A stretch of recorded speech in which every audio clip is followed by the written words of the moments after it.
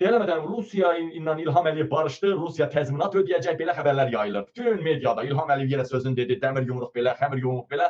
Rusiya deməli, hətta bunu bəzi medialar Ermənistan fonundan da yayımladı. Rusiyanın İlham Əliyevə ehtiyacı var, bölgədə hamının İlham Əliyevə ehtiyacı var. Ay qardaşlar, sizə deyirəm, o yayırlar ha, Rusiya barışdı Əliyevlə, nə bilim, təyyarəmizə təzminat ödəyəcəklər, nə bilim, nə, yenə üzr istəyəcəklər.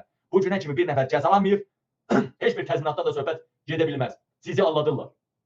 Rusiya ilə münasibətləri İlham Əliyev iki məqsədlə düzəldir. Birinci, İlham Əliyev xahiş eləyib ki, Rusiyadan, Sepahdan, Kalibafdan İlham Əliyevin arasını düzəltsin. Sepah İlham Əliyevi məhv eləməyə çalışmasın. Bu birinci. İlham Əliyevin xahişi budur. Bunun qarşılığında da, dəyərli vətənlərim, İlham Əliyev, bilirsiniz, Rusiya Dövlət Duması qərar qəbul edibdir ki, Rus vətəndaşları, hələ siyasətçilər, iş adamları, milyonçular, Rusiya lazım olana, xüsusilə savaş gedən ölkəyə lazım olan adamların hamısı ölkədə cəza kəsilibsə, həbsdədirsə, hamısı Rusiyaya qaytarılmalıdır. Əks təqdirdə ordu yeridə bilərik.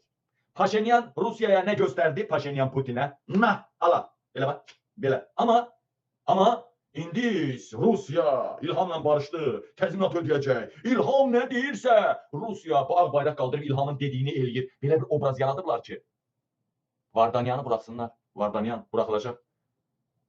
Ruben Vardanyan bir de var idi orada. Qarabağın qondarma rəhbəri Harayik Harutyunyan buraxılacaq. Onların hamısı Rusiya vətəndaşıdır. İkili vətəndaş ya da Rusiya vətəndaşı.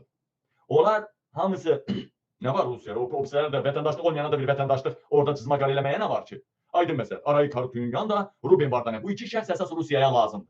Seçimlərə lazımdır. Paşinyana zərbə vurmaq üçün. Ermənistan seçimlərinə lazımdır. Bu iki şəxs.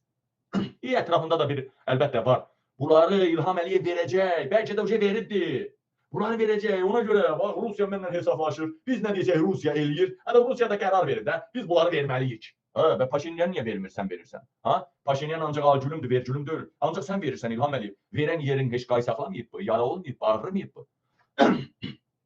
Bax ona görə. Ona görədir. Qaldı ki deyəcəksiniz ki, Qabil, bəs İlham Əliyev qatarlarla zaten biraz benzin zat göndərir də.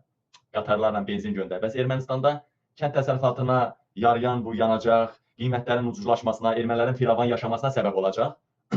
Bəli, bu Paşinyan dövrünə bitər bitməzdir də, dəyərli həmvətən. Yəni məhsul haçan çıxır qadınla, erməni də bizi kimi kartof səpir də. Kartof səpirindən məhsul səpir. Ora özə hələ o dağlar qardır.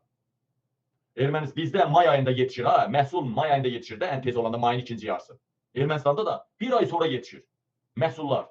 Bir ay sonra yetişir. Zaten bir ay sonra iyun ayıdır. Ayın əvvəl 6'sı da seçimdir 7'si. Bu Paşinyan sonrasına hesablanır. Yəni sonunda ipucu nədir bunun? Sonu nədir? Hamısı nəyə hesablanır? Yenə Rusiyanın adına yazılır da bu. İlham kimdir? Kimin adına yardım edir? Rusiyanın adına. Rusiya hesablanır. İlham önce kimdir? Erməni qanı daşıyan mürtəddir də. Yəni mən Şamiyan qanı daşıyan, erməni deyəndə mən yaradana görə sevirəm. Kim olur olsun. Sadəcə İlham Əliyev daşınaklar, separatçı ermənilərin törəməsidir. Normal ermənilərlə bizim nə işimiz var?